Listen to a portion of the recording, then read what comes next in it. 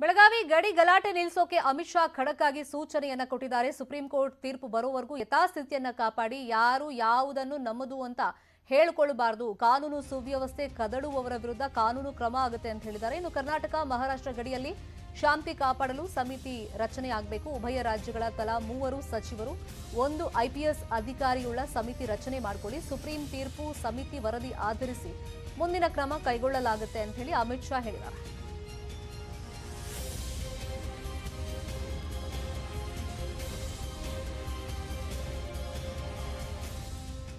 जब तक supreme court का इस बारे में निर्णय नहीं आता, कोई भी राज्य इसके बारे में एक दूसरे राज्य पर क्लेम या तो डिमांड जनरेट नहीं करेगा। दूसरा, दोनों राज्यों के मिलाकर दोनों ओर से 6 मंत्री बैठेंगे और इस पर डिटेल नीचे तक परकोलेशन किस प्रकार से हो इसकी चिंता और चर्चा करेंगे।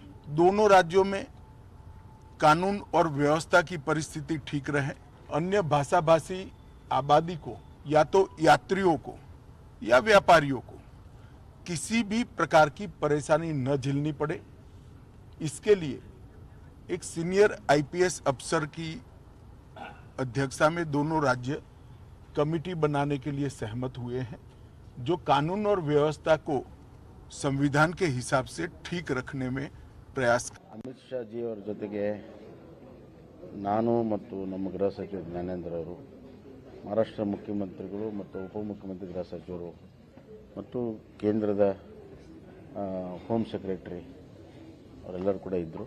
ಈ ವಿಷಯ ಹಲವಾರು ದಶಕಗಳಿಂದ ನಡೆದು ಬಂದ ದಾರಿಯನ್ನು ವಿವರಿಸಿ ಇತ್ತೀಚೆಗೆ 2004ರಿಂದ ಮಹಾರಾಷ್ಟ್ರದವರು ಸುಪ್ರೀಂ ಕೋರ್ಟಲ್ಲಿ ಕೇಸ್ ಹಾಕಿದ್ದಾದಮೇಲೆ ಜೊತೆಗೆ ಇತ್ತೀಚಿನ ಬೆಳವಣಿಗೆ ಬಗ್ಗೆ ಕೂಡ ಎಲ್ಲ ವಿವರ ಕೊಟ್ಟೆ, ಅವರು ಕೂಡ ಕೊಟ್ಟರು.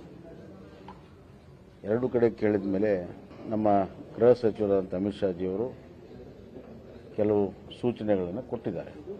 ಎರಡು ರಾಜ್ಯಗಳ ಸಾಮರಸ್ಯ ಮೊದಲಿಂದನೂ ಇದೆ. ಜನರ ಮಧ್ಯೆ ಯಾವುದೇ ಥರದ ಭಿನ್ನ ಇಲ್ಲ, ಅದು ಮುಂದುವರ್ಕೊಂಡು ಹೋಗಬೇಕು. ನಿಮ್ಮ